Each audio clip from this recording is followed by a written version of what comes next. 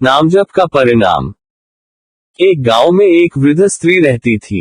उसका कोई नहीं था, वे गोबर के उपले बनाकर बेचती थी और उसी से अपना गुजारा चलाती थी। पर उस स्त्री की एक विशेषता थी, वे कृष्ण भक्त थी। उठते बैठते कृष्ण नाम जप किया करती थी। यहाँ तक उपले बनाते समय भी उस गांव के कुछ दुष्ट लोग उसकी भक्ति का उपहास करते और एक दिन तो उन दुष्टों ने एक रात उस वृद्ध स्त्री के सारे उपले चुरा लिए और आपस में कहने लगे कि अब देखें कृष्ण कैसे इनकी सहायता करते हैं। सुबह जब वह उठी तो देखती है कि सारे उपले किसी ने चुरा लिए। वे मन ही मन हंसने लगी और अपने कान्हा को कहने लगी, पहले माखन चुराता था और मटकी फोड़ गोपियों को सताता था, अब इस बुढ़िया के उपले छुपा मुझे सताता है। ठीक है, जैसी तेरी इच्छा। यह कह उसने अगले दिन के लिए उपले बनाना आरंभ कर दिए। दोपहर हो चली तो भूख लग गई, पर घर में कुछ खाने को नहीं था। 2 गुड़ की डली थी, अतः एक अपने मुंह में डाल पानी के कुछ घूंट ले लेटने चली गई। भगवान तो भक्त वत्सल होते हैं, अतः अपने भक्त को कष्ट होता देख वे विचलित हो जाते हैं। उनसे उस वृद्ध साधिका के कष्ट सहन नहीं हो पाए। सोचा उसकी सहायता करने से पहले उसकी परीक्षा ले लेता हूँ, अतः वे एक साधु का वेश धारण कर उसके घर पहुँच कुछ खाने को मांगने लगे। वृद्ध स्त्री को अपने घर आए एक साधु को देख आनंद तो हुआ, पर घर में कुछ खाने को न था। यह सोच दुख भी हुआ। उसने गुड़ की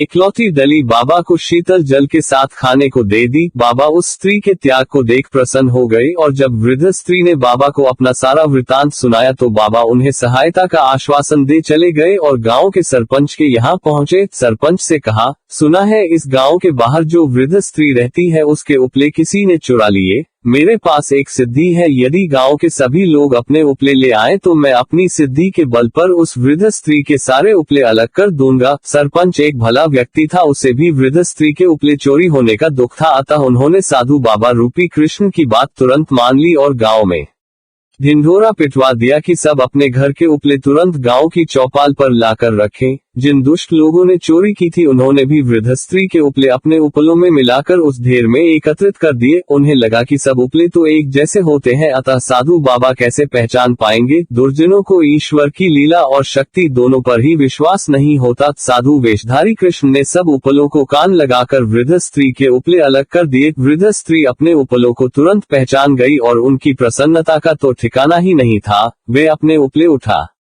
साधु बाबा को नमस्कार कर चली गई। जिन दुष्टों ने वृद्ध स्त्री के चुराए थे उन्हें यह समझ में नहीं आया कि बाबा ने कान लगाकर उन उपलों को कैसे पहचाना। अतः जब बाबा गांव से कुछ दूर निकल आए तो वे दुष्ट बाबा से इसका कारण जानने पहुंचे। बाबा ने सरलता से कहा कि वृद्ध स्त्री सतत ईश्वर का नाम जप करती थी और उसके नाम में इतनी आस्था थी कि वह उपलों में भी चला गया। कान लगाकर वे ये सुन रहे थे कि किन उपलों से कृष्ण का नाम निकलता है और जिनसे कृष्ण का नाम निकल रहा था उन्होंने उन्हें अलग कर दिया।